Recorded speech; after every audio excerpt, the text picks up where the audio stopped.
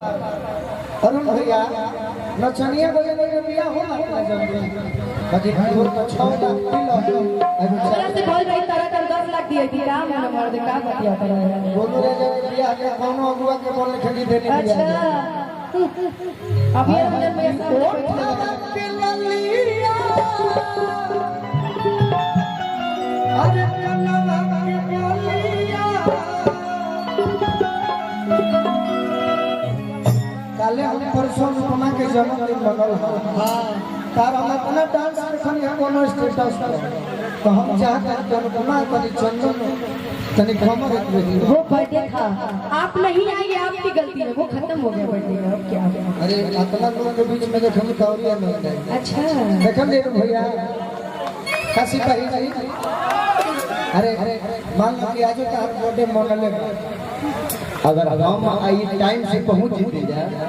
तो कोनो रहत नहीं लगे ध्यान दियो ई 12 बजे के बाद है ना आई बनाई कोई ना ऐसा ऐसा लोग बड़े हमरा इनका इलाका में कोई ना रहे हां को दिन गरहन लगत रहे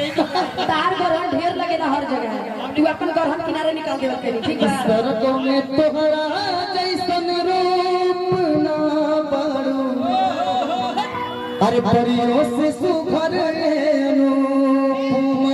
बारू परियों से सुघर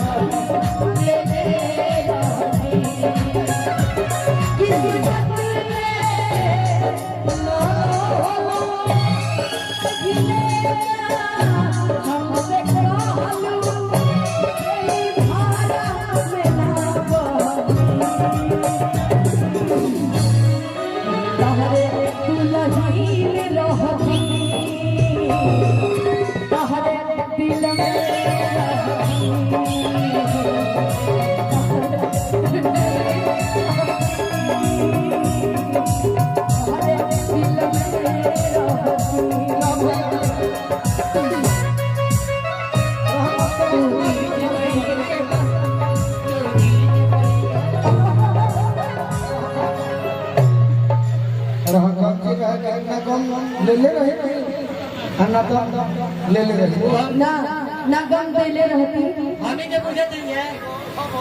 ना दिल दे ले रहती ना गम ना दिल दे ले रहती ना गम ले रहती ना दिल दे ले अचानक से दिया हुआ तो नहीं तुम सहले भोजपुरी के सलमान खान हम दोनों भाई नहीं हो सकते लेकिन सुहेल खान अरबाज खान जरूर है हां तब सही बात बा आज करे तो मन बोलना चुप रहा तारे इन्हीं दोनों जने के वजह से एगो गाना गाइल आजकल हम शुरू कर देले बनी कि तहर भुलाए खातिर गम दारू पी ले तहर भुलाए दारू पी ले आगे देखा है सनम कैसे जीते आगे देखा है सनम कैसे जीते तहर भुलाए खातिर गम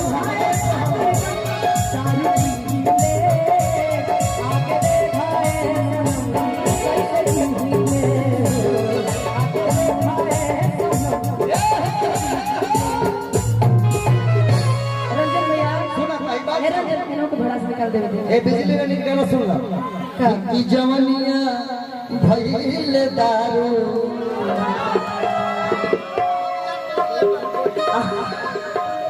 यो यार पर हमरा तारा कब भाई कि जवनिया भइल दारू ए केहू पिए वाला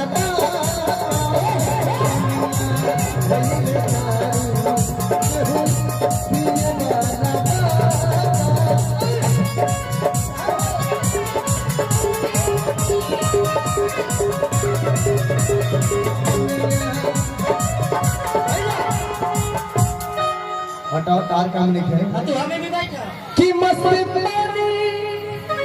में जवानी पीके हर जिए वाला बाका यही तो एक चीज है हाँ तेरा झगड़ा हो जाएगा तेरा ना अच्छा ये तो तीनों का हाला है ई जमनिया भइले तारू केहू पिए वाला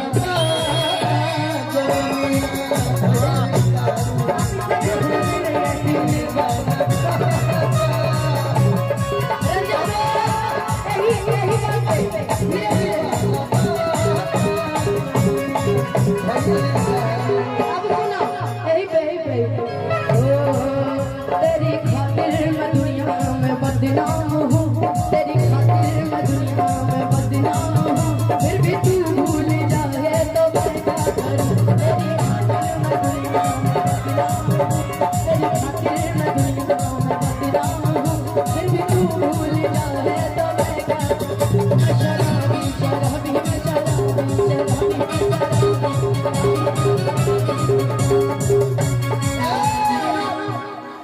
बाजत रहता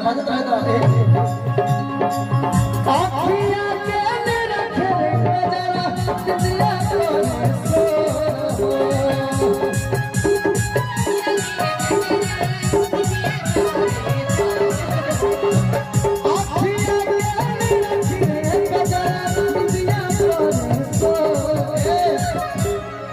जब से तो के निकले वाले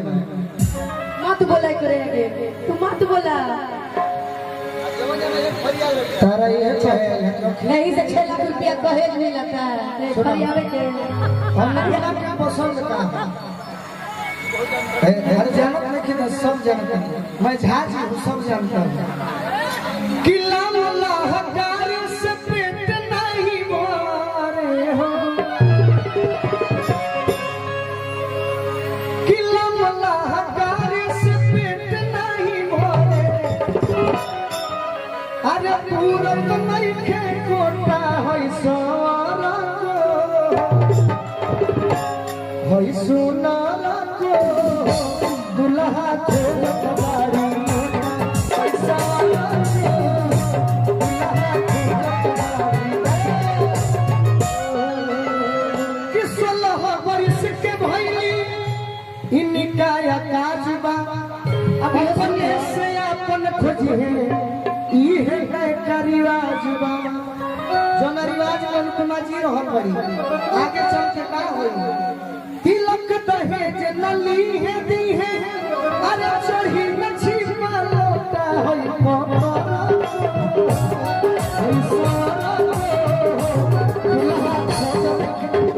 दुल्हा के करा नियम चाहिए कम से कम सोनटू भैया नियम ना है भैंसुर नियम बकीर सुना बोल दो कि आगे कैसे मरद चाहिए अपन हूं के देखला कि तुम हम पे मरते हो हम तुम पे मरते हैं तुम